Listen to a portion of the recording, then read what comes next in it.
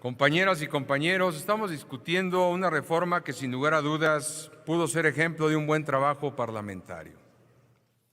En primer lugar, quiero reconocer el importante esfuerzo político realizado en la Cámara de Diputados a través de la Comisión de Economía, Comercio y Competitividad de mi paisano Miguel Salín, quien la preside, y de la propia Secretaría de Economía, quienes asumieron con responsabilidad revisar 1.463 fracciones arancelarias de 17 sectores estratégicos, incluyendo autopartes, textil, plásticos, siderúrgico, vestido, electrodomésticos, juguetes, calzado y muchos otros más, cuyas modificaciones propuso la Presidencia de la República. Celebramos la apertura al diálogo que se mantuvo con los sectores productivos del país, pues se recibieron sus propuestas en esta Cámara. Las asociaciones, los agentes económicos, todos realizaron intensas mesas de trabajo. Gracias a ese análisis técnico, hoy recibimos una minuta que contiene más de 974 modificaciones en las que se aplicaron una reducción promedio del 28% a lo propuesto por el Gobierno federal. A consecuencia de las mesas de trabajo, se atendieron las propuestas de los sectores y se eliminaron más de 100 fracciones arancelarias. En el caso particular de la industria del acero, el aluminio y la siderúrgica, se eliminaron 13 fracciones muy sensibles y en más de 100 fracciones se redujo el arancel para lograr armonía con los principales socios comerciales de la región. Todo esto en casi 4 meses de trabajo aproximadamente. Durante el debate, el dictamen fue objeto de nuevas modificaciones, particularmente agregar un artículo transitorio con el que se faculta a la Secretaría de Economía para corregir el rumbo y tratar de aminorar los efectos de esta reforma respecto de la importación de mercancías provenientes de países con los que el Estado mexicano no tiene tratado de libre comercio. También se atendieron a través de las reservas peticiones muy específicas de la industria textil, del calzado, que se plantearon de último momento en la Comisión de Economía y hubo la sensibilidad para resolverlas. Coincidimos con el planteamiento central de la iniciativa: proteger la industria nacional, los empleos de las mexicanas y mexicanos y evitar en todo tiempo la competencia desleal. La reforma busca orientar la actividad productiva, consolidar el mercado interno y estimular los 17 sectores estratégicos. En eso, por supuesto que estamos a favor. Todo lo que beneficie a México y los empleos de las familias mexicanas contará con el respaldo del Grupo Parlamentario de Acción Nacional.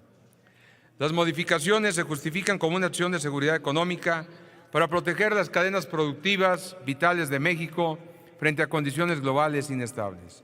Por supuesto que también estamos a favor.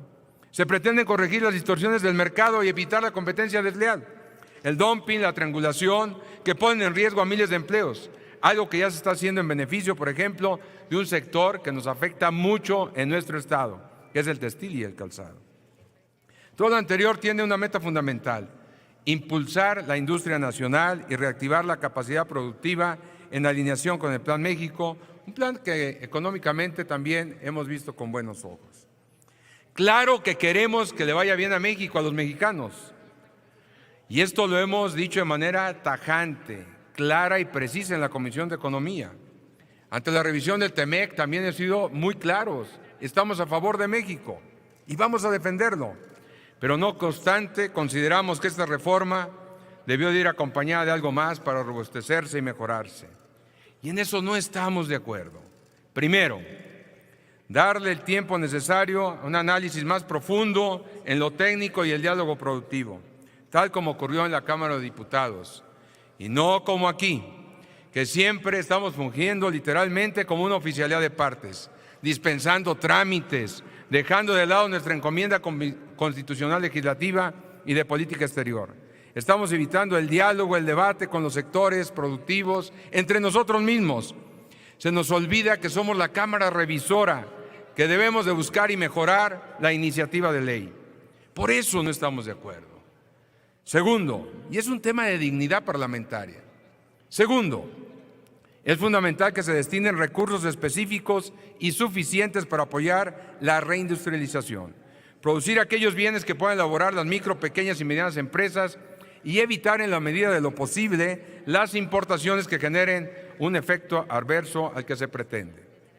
Tercero, debemos trabajar en la construcción de un acuerdo nacional entre empresas, gobierno federal, estatal, municipal, para el desarrollo de una proveeduría nacional con recursos provenientes precisamente del incremento de aranceles para destinarlos a un programa de apoyo inédito como nunca en la historia, para que estos sectores productivos, la micro, pequeña y mediana empresa mexicana, hacerlas más competitivas, más innovadoras y por lo tanto más fuertes. Si lo que se busca es impulsar la reindustrialización y la sustitución de importaciones, lo ideal es que exista una política pública integral que los acompañe. Los aranceles, y ya lo han dicho mis antecesores, los aranceles por sí solos no garantizan el fortalecimiento industrial. Son temporales, no son para siempre. Se requiere financiamiento, se requiere tecnología, infraestructura, impulso e innovación y sobre todo seguridad jurídica, y añadiría algo fundamental: seguridad y paz social para brindar confianza en inversión. También nos preocupan las MIPYMES.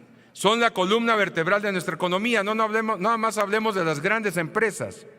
Tan solo en 2024 había más de 7 millones de establecimientos en los que laboraban más de 36 millones de personas. Ahí necesitamos fortalecer el empleo, la innovación y la tecnología. Por eso necesitamos un plan de apoyo y de políticas concretas para cuidar la cadena de valor y obviamente facilitar la sustitución de productos en la proveeduría nacional en el corto y mediano plazo. Y es ahí donde requerimos, insisto, un gran acuerdo en el que los sectores productivos y las MIPYMES serán fundamentales para diversificarse y fortalecerse. La sustitución no ocurre por decreto. Algunos procesos de reconfiguración llevan tiempo. En el mejor de los escenarios puede tardar más de 48 meses en consolidarse. Por eso lo digo de manera tajante, clara y precisa. Urge un plan nacional de proveeduría para no depender del exterior, un plan estratégico para los mismos. Cuarto, un tema fundamental es la aplicación de la ley. Si no se vigila el cumplimiento de la misma de manera adecuada y sobre todo en las aduanas, poco podremos avanzar.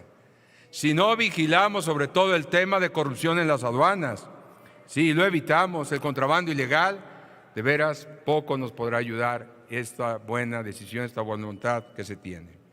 Por eso nuestra decisión es muy clara. Vamos en abstención. Es un tema de dignidad. No fuimos escuchados, no fuimos atendidos. Nos faltó precisar el debate en las comisiones, robustecer literalmente esta iniciativa y presentarla, ¿por qué no decirlo de manera unánime? Y no un debate estéril, anacrónico, ideológico, que no corresponde a la realidad que estamos viviendo. Por eso, con este voto queremos dejar constancia de que los fines para proteger a México, sí, deben ser por encima de todo. Pero también decirles y exigir que requerimos que en estos cambios que no se den a costa de la estabilidad económica y la tranquilidad de las familias mexicanas. Tenemos que asegurar una estrategia gradual, técnica y con apoyos concretos para nuestra industria. Ya lo dijo el Centro de Estudios de las Finanzas Públicas de la colegisladora. No existe, y lo entrecomillo, no existe un sustento técnico sólido para prever con certeza el impacto económico total que generarían las modificaciones a las fracciones arancelarias. Pero, sin embargo, si en este pleno apostamos a las coincidencias más allá de las diferencias, que son sanas y construyen la estabilidad económica de nuestro país, créanmelo, que más allá de los gritos y sombrerazos, podríamos construir un proyecto de corto, de mediano y largo plazo por el bien de nuestras familias mexicanas. Y eso es lo que quieren nuestras familias mexicanas. Quieren vivir en paz, quieren un empleo digno, quieren tener oportunidades de educación, de capacitación, ser competitivos y estar en un México que juegue en el entorno global de manera decidida en este pleno siglo XXI. Es cuanto, señora presidenta, y déjeme decirle que ratificamos nuestro voto, obviamente en abstención. Muchas gracias.